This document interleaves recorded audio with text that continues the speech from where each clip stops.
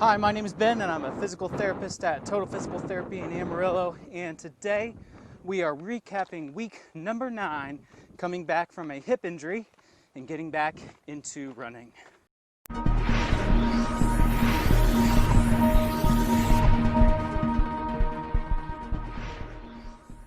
Today we're going to talk about the importance of warm-ups and cool-downs and how we can apply them to our routines as runners. Bear with me today as I am walking up a pretty continuous trail, and I may be breathing pretty hard, but I will try to get the message clearly out to you guys.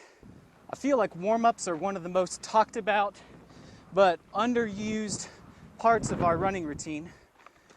A lot of people talk about how they should warm up, but just don't want to take the time to be able to spend 5 to 10 minutes before the runs to be able to get primed and ready to move. I myself have been many times guilty of just lacing up my shoelaces and then just walking out the door and going out for a run. But is that what we should be doing?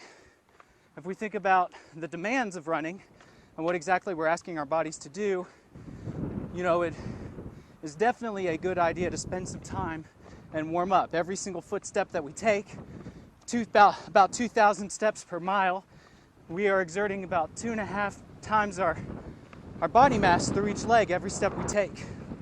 And so it is super important for us to be able to make sure that our tissues are warm, that they are able to handle the stress that we're about to place upon them, and that we are priming our brain-muscle connection and making sure that before we even take our first step, that our body is ready to be able to move and move very well in a running motion.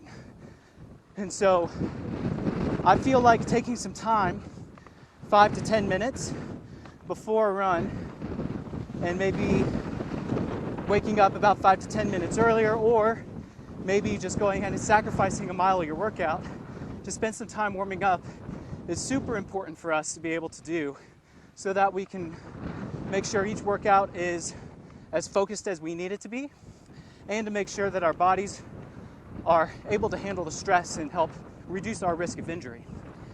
And so especially if you're going to be doing a quicker session, you need to make sure that your body is really primed to do the work. If you go into a workout session cold, you may not be able to get the full stimulus that you want, because you'll be spending part of your workout warming up, and which is not ideal for runners as we are preparing our bodies to move.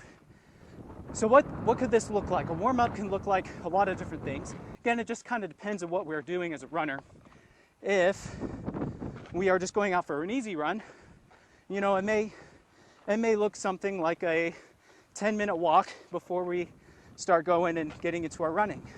That might be sufficient to be able to warm up the muscles and get the joints at least to move through some of the range of motion that you're going to run. If you're going to be doing a quicker interval session and you're going to be using a lot more range of motion with each stride, it becomes even more important to make sure that we are spending some quality time moving our legs through the full range of motion and at an appropriate intensity. So if you're going to be running really quick, you need to make sure that you're including things like skips, maybe some strides before you actually do a full-out interval for 5 minutes or so. And so incorporating these things can be super important. Just as important warm-ups are, cool-downs are just as important. Once you've got your body stressed and the heart rate is up, we need to start taking some time to letting our heart rate come down out of that zone and return to normal, and making sure that our tissues don't just stop moving, that we have a period where we are working through, again, some range of motion at a lower intensity to help flush out any unwanted chemicals that we have produced during our workout session. And so, again, for an easy workout or an easy day, a cool down can be something as simple as a 5-minute walk. For a quicker interval session, maybe it's a little bit longer, 10 minutes, definitely includes some walking, potentially using, again, some different dynamic movements, just again to make sure that we are using those muscles all the way through the range of motion, but a much less intensity, again, just to kind of help flush things out of the system. The warm-up and the cool-down does not have to be a super complicated thing, but should definitely be something that we are incorporating into our routines as runners. And I hope that you guys have learned a little bit about what they are, how they benefit us, and how to do them. If you guys have any further questions, please leave them down in the comment section below, and I'll be sure to get to them as soon as I can. My week this week went really well. Kind of a down week as far as volume is concerned. I did not spend as many days walking as I normally do, just mainly due to time issues, not being able to get out the door, and kind of giving myself a little bit of a down week in general. But I did follow the plan as far as following the walk-run progression. So I was able to hit every single session and continue to add a minute each time I was progressing forward, as you guys can see on the screen, which means that this upcoming week will be the last week that I have to do the walk-run progression, assuming that everything goes fine. So tomorrow I will be doing a 10 minutes on, 1 minute off, and then by Wednesday should be at a point where I can continuously run for 30 minutes. So with that being said, coming up to the end of my walk-run progression, feels good to be back into the swing of things a little bit. Honestly, I can tell I've lost a lot of aerobic fitness as I haven't been able to cross-train by cycling or anything like that.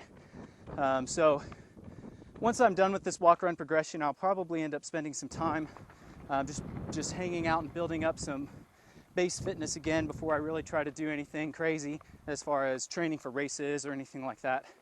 As far as the workouts are concerned, I'm back into a full workout routine with pretty much most elements of a good runner workout included. Anything from a good solid warm-up to heavy lifting with certain patterns such as squatting and deadlifting for a few reps to really work on priming the neuromuscular system and building some raw strength without building mass, as well as building in some plyometric activities and also some different activities that are working on things that I know that I struggle with personally as a human being, and different movement patterns that I struggle with. And so really incorporating some of these different patterns into my workout routine helps me individually because those are the things that I know I need to work on. Anyways, I hope you guys really enjoy this video.